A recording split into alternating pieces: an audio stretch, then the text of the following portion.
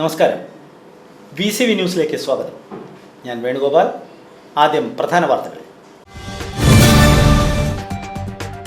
വടക്കാഞ്ചേരി നഗരസഭാ പരിധിയിലെ ജനവാസ മേഖലയിൽ കാട്ടാന ശല്യം രൂക്ഷമാകുന്നു. ഡിവിഷൻ 16-ലെ വിവിധ പ്രദേശങ്ങളിൽ ഇറങ്ങിയ കാട്ടാന കൃഷിവിളകൾ നശിപ്പിച്ചു. പ്രദേശവാസികൾ ഭീതിയിൽ. അതേസമയം കാട്ടാന ഇറങ്ങി കൃഷിനാശം വരുത്തിയ പ്രദേശങ്ങൾ ഫോറസ്റ്റ് സംഘം സന്ദർശനം നടത്തി. പ്രദേശത്ത് രാത്രികാല പരിശോധന ശക്തമാക്കുമെന്നും ഉദ്യോഗസ്ഥർ അറിയിച്ചു. ഷൊർണൂർ കവളപ്പാറയിൽ തനിച്ച് താമസിച്ചിരുന്ന മധ്യവയസ്കയെ വീടിനുള്ളിൽ മരിച്ച നിലയിൽ കണ്ടെത്തി. കവളപ്പാറ കിഴക്കേ ത്രാങ്ങാലിയിൽ അമ്പലത്തൊടി വിഷ്ണു നിവാസിൽ 56 വയസ്സുള്ള പ്രമീളയാണ് മരിച്ചത്. മൃതദേഹത്തിന് 4 ദിവസത്തെ പഴക്കമുണ്ടെന്ന് പോലീസ് പറഞ്ഞു.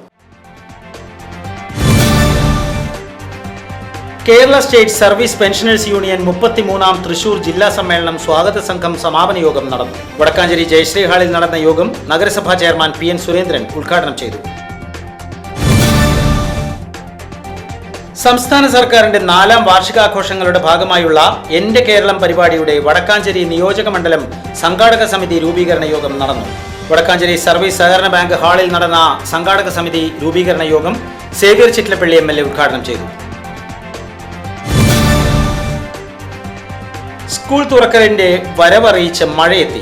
ഒപ്പം സ്കൂൾ വിപണിയും. പുത്തൻ ഉടുപ്പുകളും ബാഗും കുടയും വാങ്ങാനുള്ള ഒരുക്കത്തിലാണ് കുട്ടികളും രക്ഷിതാക്കളും. മനസ്സിനിണങ്ങിയവ വാങ്ങാൻ പ്രായഭേദമില്ലാതെ ആളുകൾ എത്തുന്നതിനാൽ വടക്കാഞ്ചേരിയിൽ കച്ചവടം പൊടിപൊടിക്കുന്നു.